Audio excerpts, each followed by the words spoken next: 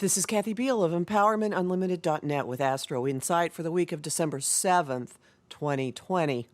We are in a corridor that is taking us from one way of being into another. We are between eclipses, and in particular, ones that are bringing to our attention the power of words, how words actually translate into real-world consequences. And there's a very strong sense in the air, and in you, if you think about it this way, that certain situations have reached a point where things have got to stop. Soon we will be at the point of where they need to move to. It's going from negatives to positive, but we're still very much in the awareness of particular things in our own lives, not just out in national news, not just out in collective developments. We have hit a point of awareness of this has to stop. The definition of this is different for each of us. The atmosphere of unreality is exceptionally strong this week. The bifurcated reality, the evidence that groups of people are living in the same geographic space, on the same spot in time, and yet experiencing the same set of facts in radically different ways. And as the unreality amps up, we are also experiencing the push to live more kindly, to be more loving, to confront our own delusion and ways that we have not been quite honest with ourselves. Be braced for gaslighting, folks. Okay, not that there hasn't been any lately, but this is going to be an intense week for it, and you may catch yourself doing it to yourself. Isn't that weird? This also likely has a lot to do with awareness of and information about, communication about, messages about the spread of the virus, the personal impact of the virus, with a common theme of how interconnected we are all. There are two distinct flavors to this. One of them is from the position of compassion and caring and recognition of other people. The other is downplaying any threat, discouraging wearing masks, and presenting images of lots of gatherings with lots and lots of people together indoors.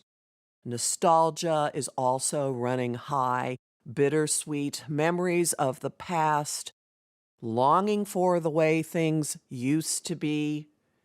So holiday traditions are going to be a huge outlet for a lot of people watching old movies, watching TV shows that are markers of this time of year and everything being okay, listening to music, making drinks, making cookies.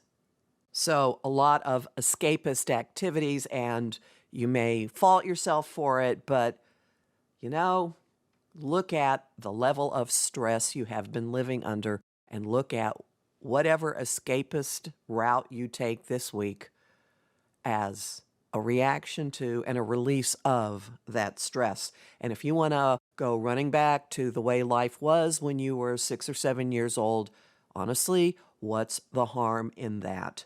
Just for now. What is going on here is that the week is pretty much bracketed by squares to Neptune, the cosmic fog machine, the planet of transcendence, the influence that is completely unmoored from concrete, practical, physical existence. The sun is squaring Neptune on the 9th. Mercury, the planet of communication, and also getting around, is squaring Neptune on the 13th. So know by the weekend it could feel like we're under a Mercury retrograde. Confusion could be really high, not remembering what day it is. the phenomenon that people are calling COVID brain, putting events down on your calendar on the incorrect day, getting information lodged wrong in your head, not being able to remember something that's been at the tip of your tongue for pretty much your whole life. Be kind to yourself. This is a factor of this week. It's a factor of this time. Eventually, it's going to fade, but it's the way things are. Now, it's the current weather. It's part of the mental weather. These harsh aspects to Neptune are woven into the eclipse family that we're going through right now.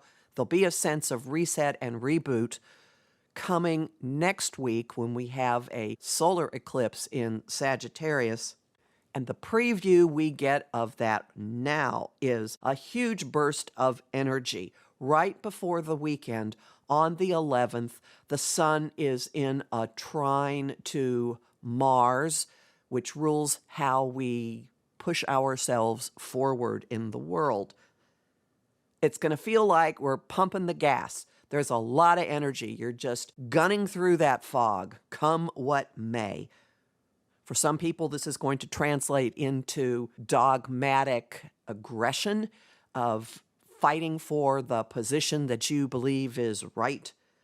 But this trine also holds the potential for courage, for pushing yourself, for stretching yourself, for going after something that is extraordinarily important to you, that matches your value system. And it's also going to be getting a lot of us out of the house, outside, running around in some way. No matter what the weather is doing, I would expect parks to be extremely crowded because of this.